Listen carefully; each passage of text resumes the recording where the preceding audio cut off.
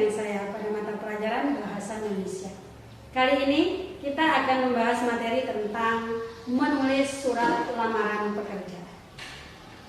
Adapun kompetensi dasar yang kita pelajari pada materi ini untuk KI 3 yaitu mengidentifikasi isi dan sistematika surat lamaran pekerjaan. Kemudian KI keterampilan atau KI 4 yaitu menyajikan simpulan sistematika dan unsur-unsur surat lamaran pekerjaan baik tulisan maupun tulisan. Anak-anak yang saya banggakan, pada materi ini juga tentunya mempunyai tujuan pembelajaran. Tujuan pembelajarannya ada 4. Yang pertama, mengidentifikasi isi surat lamaran pekerjaan. Yang kedua, mengidentifikasi sistematika surat lamaran pekerjaan yang dibaca. Yang ketiga, menyajikan kesimpulan sistematika dan unsur-unsur surat lamaran pekerjaan. Sedangkan yang keempat, siswa bisa mempresentasikan, menanggapi, dan merevisi sistematika dan unsur-unsur surat lamaran pekerjaan. Ya, baiklah anak-anak, sekarang mari kita lihat materi daripada surat lamaran pekerjaan. Apakah kalian pernah membaca surat lamaran pekerjaan?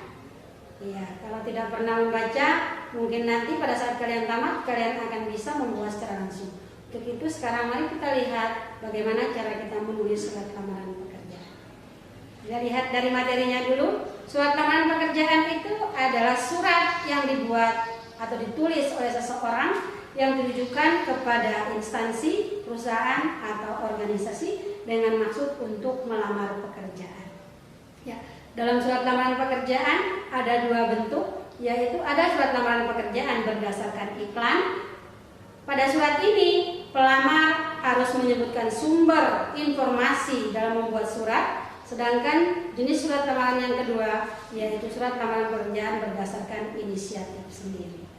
Ya. Surat lamaran pekerjaan yaitu surat yang sifatnya resmi karena menggunakan bahasa-bahasa yang resmi.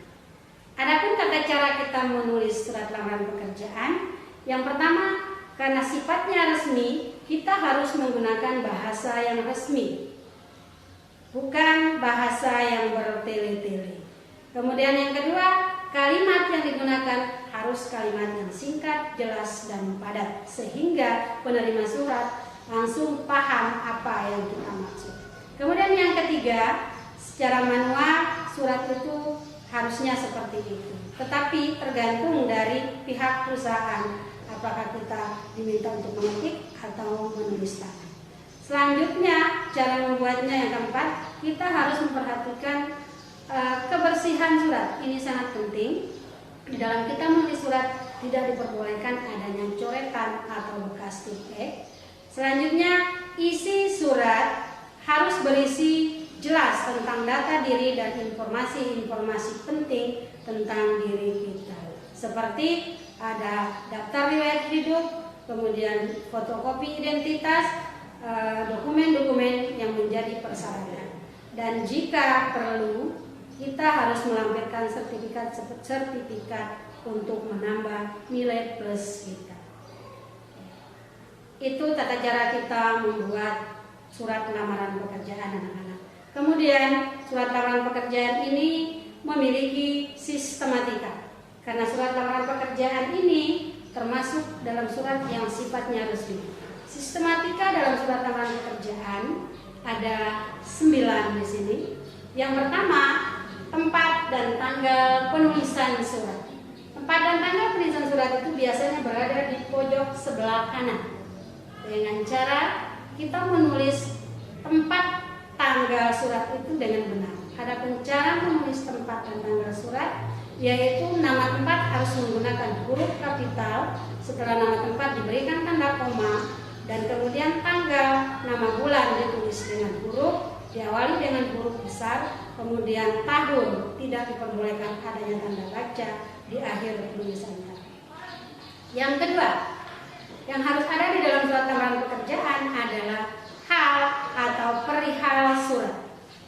Hal atau perihal surat berisi tentang apa yang akan kita maksud di dalam surat itu. Kalau ini adalah surat lamaran pekerjaan, berarti halnya adalah lamaran pekerjaan. Kemudian yang ketiga, sistematika surat lamaran pekerjaan, yaitu alamat yang dituju. Alamat yang dituju di dalam surat lamaran pekerjaan harus penulisannya benar, yaitu dengan cara kata kepada tidak boleh digunakan di dalam alamat surat, karena kata kepada ini sudah menunjukkan tempat atau tujuan. Kita langsung menulis YTH yang terhormat, yang disingkat YTH, Y huruf besar, TH huruf kecil, kemudian ada tanda titik. Kenapa ada tanda titik? Karena YTH adalah singkatan. Setelah itu, jika yang kita tujukan adalah jabatan, di dalam kita menulis alamat surat tidak diperbolehkan menggunakan kata bapak atau ibu. Misalnya yang kita tujukan adalah direktur, kita akan langsung menulis YTH titik direktur PT. Misalnya PT Abadi Jaya. Penulisan PT menggunakan huruf kapital dan tidak boleh menggunakan tanda titik. Selanjutnya untuk penulisan alamat di bawahnya dalam alamat yang dituju, kata jalan tidak boleh disingkat. Langsung menulis jalan, dan nama jalan harus menggunakan huruf kapital di awal. Begitu juga dengan nomor, no tidak boleh disingkat.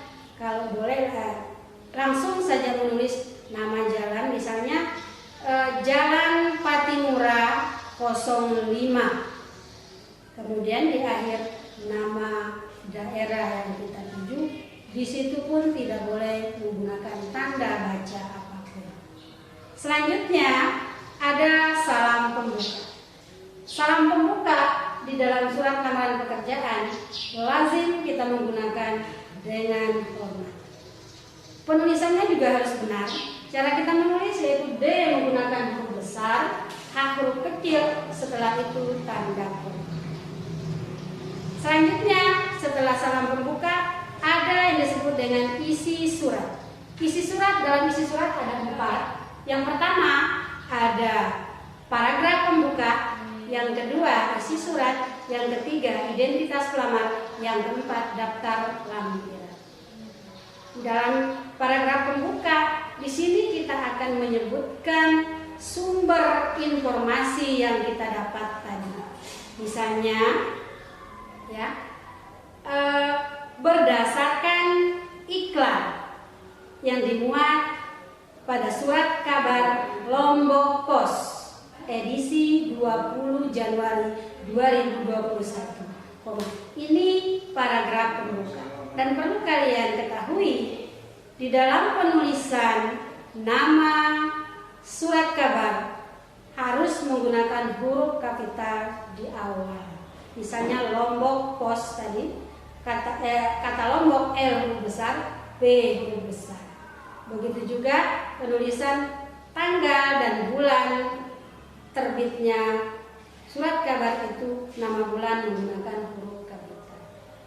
Setelah itu ada isi surat.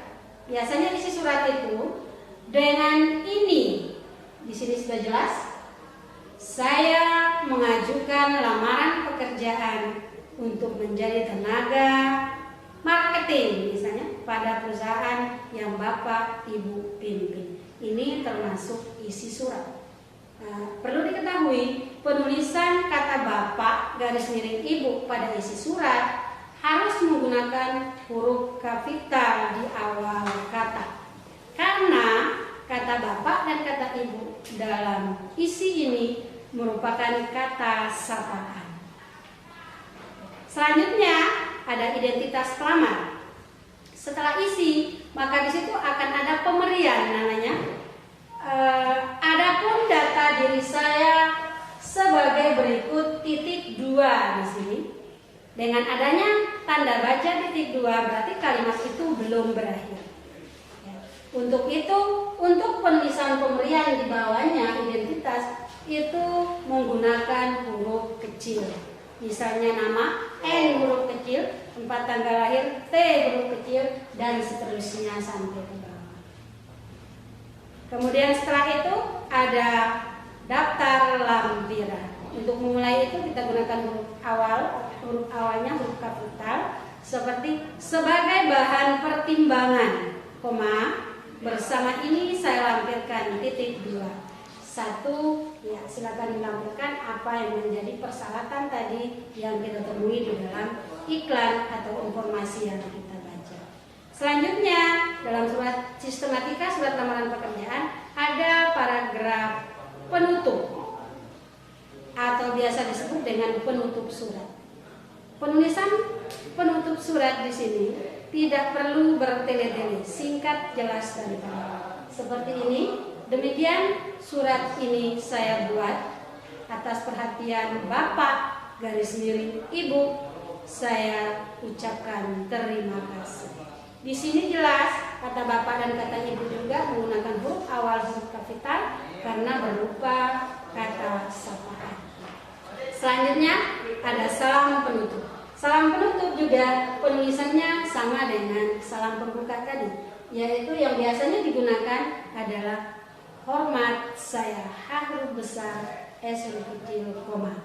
Setelah itu ada tanda tangan dan nama terang atau nama sebenarnya dari si pelamar. Anak-anak yang saya banggakan, itulah materi tentang menulis surat lamaran yang bisa saya sampaikan pada saat ini. Dan perlu kalian ketahui, Ibu mengirim materi ini melalui link atau web sekolah. Silakan dibuka dengan menggunakan username dan password yang pernah dikirim oleh sekolah. Untuk selanjutnya, untuk mencapai tujuan pelajaran yang keempat, Ibu mengirim tugas lewat link.